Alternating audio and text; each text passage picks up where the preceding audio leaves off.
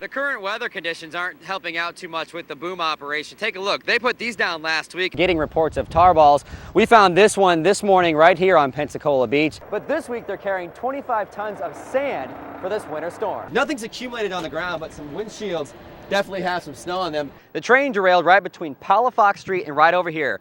Let's take a look. Down here is Rawson Lane. You can see deputies have started to block this area off. This morning, Nodine and his attorneys responded to the 5 allegations against him. They essentially denied the allegations. Police believe within the last 4 days, someone went from pole to pole and took away the memorials.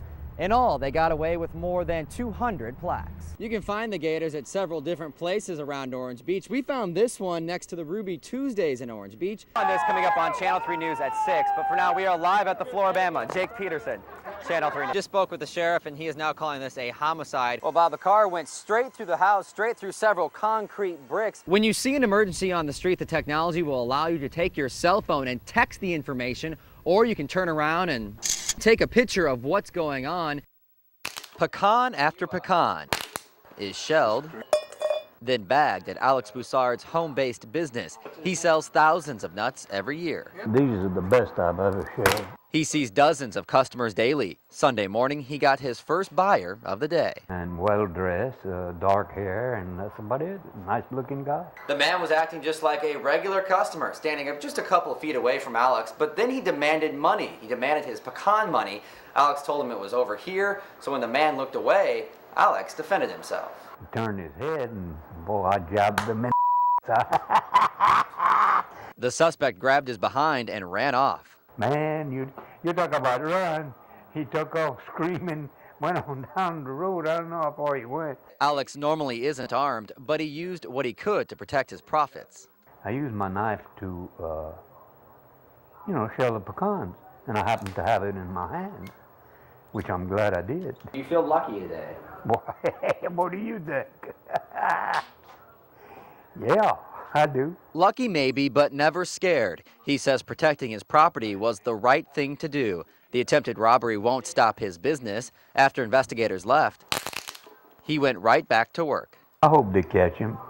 I don't have no wish for him to be really punished, because he didn't hurt me, and he's the one that got hurt. Recently, since that oil slick started forming in the Gulf, people are starting to take notice of things on the beaches, like these two items here.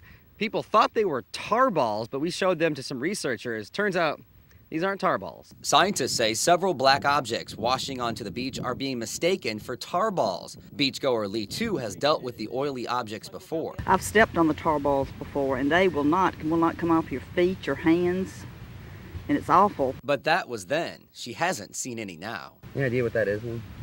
Looks like, Looks like asphalt.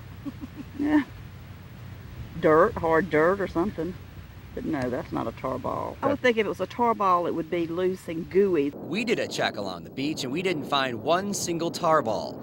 But the Coast Guard says they're here. The head of the Dauphin Island Sea Lab had the same problem we did. We have seen no tar balls this weekend on the beaches at Dauphin Island. Dr. George Crozier has examined several would-be tar balls, like this one we brought him. This could look like a dirty or oiled buoy piece. He says several items like this buoy piece are washing onto the beach with oil on them, but they aren't tar balls. I don't know where the reports are coming from. They may be there, but we haven't seen it. And I had a guy on the west end of the island, didn't see any. Meanwhile, tourists like Lee Tu are paying attention, but still enjoying the beach. I just made reservations for a week, the first week in June, and it's not going to keep me away. Reporting on Dauphin Island, Jake Peterson, Channel 3 News. Downtown Improvement Board sold about 40 stainless steel memorial plaques, which were about the size of this piece of paper. Now, twice this month, board members placed the plaques on the bottom of downtown light poles, and twice they were yanked off. The Pelicans lining downtown Pensacola honor military branches.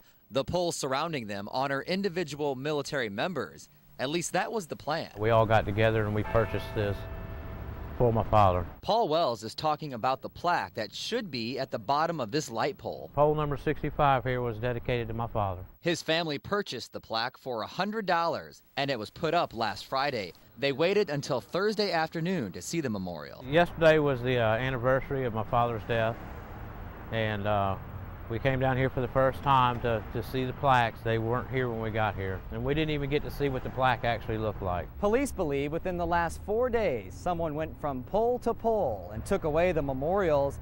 In all, they got away with more than 200 plaques. It's just sad. Royanne Sermons bought one of the plaques for her husband. She saw it last week when it was put up. I thought cool. You know, I was really pleased to see it. She visited the park again this week. The glue on the pole is all that's left. It's just disappointing that people find amusement in desecrating. And the Improvement Board plans to continue with this program, but they want to find a new way to attach the plaques. Now, investigators say the thieves might actually be selling the plaques